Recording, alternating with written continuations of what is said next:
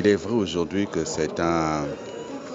la communauté internationale tout entière s'accorde à dire que nous avons un multilatéralisme qui a des problèmes, dans la mesure où un certain nombre de grandes puissances et de grandes nations aujourd'hui se retirent d'instances internationales autour desquelles se régler les grandes questions, qu'elles soient économiques ou commerciales, qu'elles soient même de sécurité ou de paix. Et certaines réduisent même leur contribution, leur participation.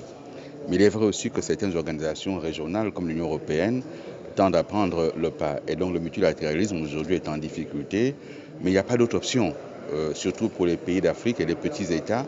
Nous sommes contraints de nous entendre, de nous accorder, mais ce multilatéralisme doit être réformé et c'est la position des Africains. Il faut absolument, pour ce qui est de l'ONU, une réforme du Conseil de sécurité.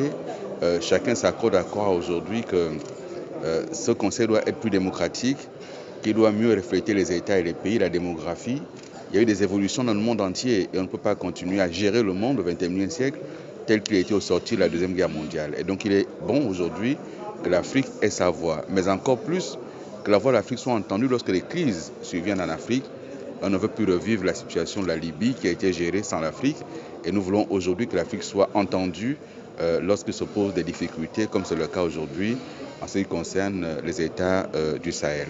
Et donc, il faut réformer la gouvernance mondiale, il faut réformer le multilatéralisme, il faut démocratiser ces organisations internationales, dont l'ONU, et il faut une place de l'Afrique, une place à l'Afrique au niveau du Conseil, des membres permanents du Conseil de sécurité des Nations Unies. Donc voilà ce que je peux vous dire en ces termes. S'agissant du Forum de Dakar lui-même, je pense que c'est une excellente initiative. Et en tant que Gabon, nous sommes arrivés pour la deuxième fois cette année et nous avons tenu à être là parce que la sécurité, elle est collective. Elle sera africaine ou elle ne sera pas. Et donc les enjeux sont également africains. Et même si le Gabon n'est pas aujourd'hui touché, il n'y a pas de raison que le Gabon ne se tienne prêt à se prémunir en essayant de tirer profit de l'expérience, de l'expertise même